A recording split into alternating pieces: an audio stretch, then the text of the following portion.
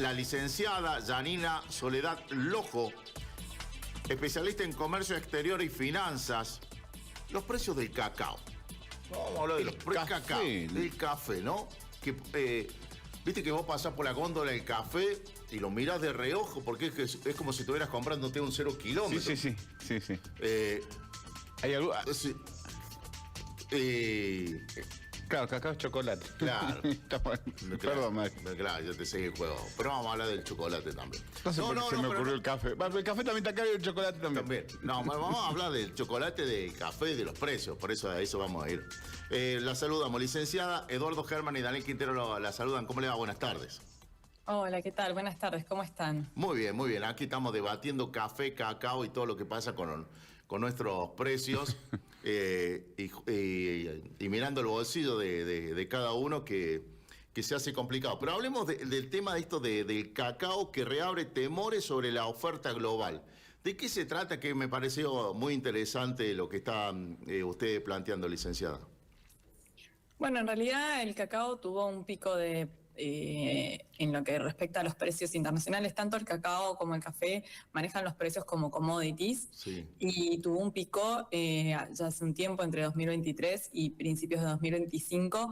Esto se debe a varios factores. Uno es una crisis climática en lo que es Asia Occidental y tiene que ver también con la falta de desarrollo de infraestructura. El principal proveedor de cacao es África Occidental. Entonces, lo que hizo es, ante una caída hubo también problemas de enfermedades en las plantas, ante una caída en la oferta, esto se trasladó automáticamente a precios. Con el café pasa algo parecido también, pero en este caso los principales proveedores a nivel mundial que están hoy quizás generando un poco de volatilidad en el precio, tiene que ver con Brasil y con Vietnam y con los problemas climáticos. Pero lo que podemos analizar en ambos casos es que desde el momento en el que, en el caso del cacao, tuvimos el pico de precio, hubo una corrección, por ejemplo, a la baja, pero está cotizando en el caso del cacao todavía por encima de los niveles históricos que manejaba el cacao. Ahora, ¿por qué si bajó todavía nosotros no vemos, en el caso del chocolate, de que esto se traslade al precio final que pagamos en góndola? En el caso del cacao particular, en una tableta de chocolate, no es el cacao hoy uno de los factores que están determinando más el precio. Están determinando el precio otros aspectos que tienen que ver con la producción de la tableta de chocolate, que puede tener que ver, más que ver en el caso de la Argentina con lo que es la energía, el transporte, todo lo que tiene que ver con la mano de obra y los impuestos. A nivel internacional, obviamente, con una crisis energética y con una suba de la inflación o un riesgo de suba de inflación a nivel global, por eso los bancos centrales están ajustando las tasas al alza o no bajándolas, es lógico que los precios de los productos no operen a la baja. También en ambos casos lo que vamos a ver es un rezago temporal, entre que baja entre que yo veo el producto en la góndola y que se compró. Muchos de los productores compraron cuando el precio estaba alto y ahora, por más que el precio haya bajado, ellos pagaron un costo más alto que se traslada. Entonces hay un rezago hasta que esto llegue a la góndola y finalmente nosotros lo podamos pagar más barato. En el caso del café, a diferencia del cacao, donde en la tableta quizás de chocolate el cacao no incide tanto en cuanto al precio como puede incidir un salto en lo que es la logística o la energía. En el cacao, el costo sí, en el café, el costo del grano sí es un poco más relevante, además de que tiene varios procesos, porque bueno, depende del torrado, etcétera. Sigue caro, acá no ha habido en el caso del cacao, como en el cacao una baja, sino que el café sigue estando por encima de los valores también históricos. Y las empresas, nuevamente, vamos a ver que hay rezago entre la baja del precio internacional y la baja del precio finalmente o en la góndola o en la cafetería donde uno va a tomarlo. Sí. Y además hay que agregarle otros factores que tienen que ver con el azúcar, la leche, Sí. si voy a tomar en un local, los costos de la atención, etcétera. Pero a mí me parece muy interesante lo que está explicando, porque por allí, como consumidor, no sabemos nosotros con algunos productos que hay cosas del mundo que impactan con el tema del precio. O sea, quiero hacer un paralelismo que está muy alejado de lo que estamos charlando con el tema del combustible, ¿no? Del combustible como tal. Que por una guerra, bueno, nos impactó en precio y eso llevó a lo que... Pero, digamos, hay cosas que se consumen en la República Argentina que tienen mucho que ver en el mundo. Pues, por ahí nos preguntó y dice, ¿pero por qué aumenta? Bueno, aquí hay un ejemplo claro. Es que en realidad en el caso del aumento del petróleo, el petróleo es transversal a todas las cadenas productivas, no solo por la logística nacional o internacional, porque aumenta el precio del combustible en el surtidor y en la logística nacional vamos a verlo afectado, sino que afecta a la logística internacional.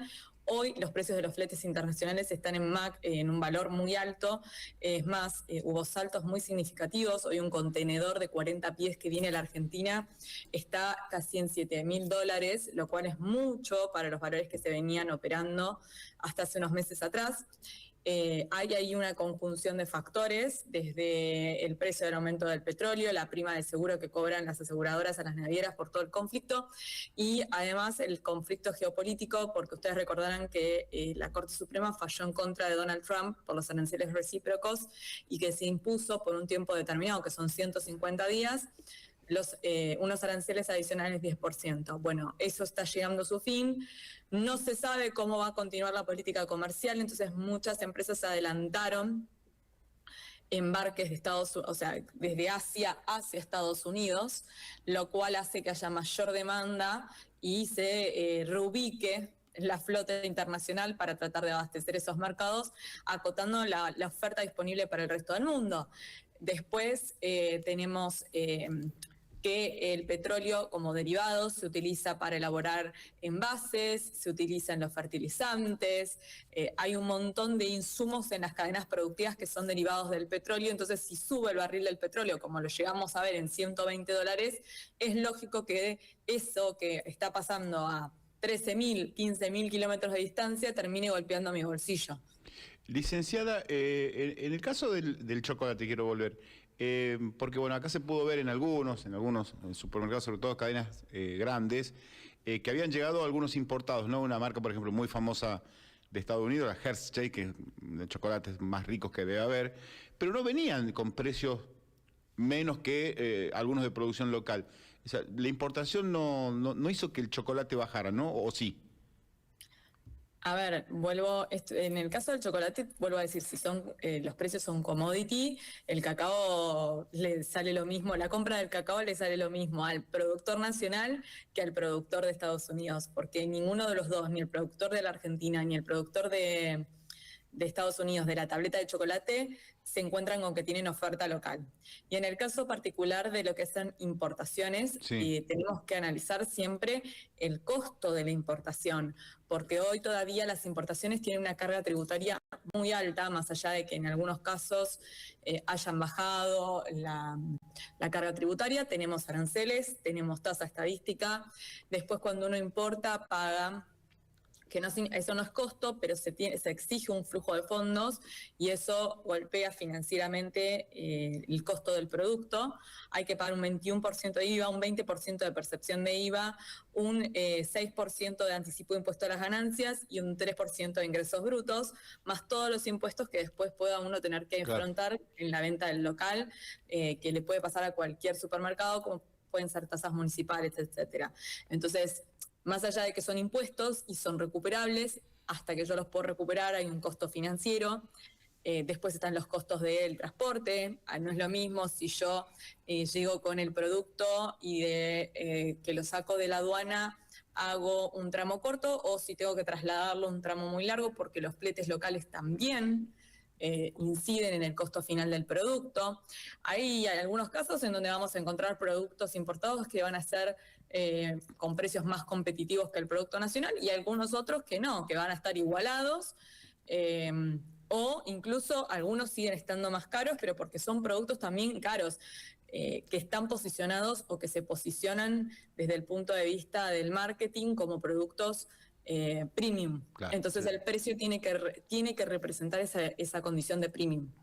Bueno, licenciada, muy rica esta charla, me pareció muy interesante. Me dio ganas de comer chocolate. Hoy hemos pasado por todos los rubros, pero fundamentalmente hablamos llano para que se entienda. Usted es un especialista, por ahí se utilizan términos que el consumidor lo ve tan lejos, pero bueno, hoy vamos aprendiendo un poquito más. Muy atenta que termine linda esta jornada y seguramente la vamos a seguir molestando.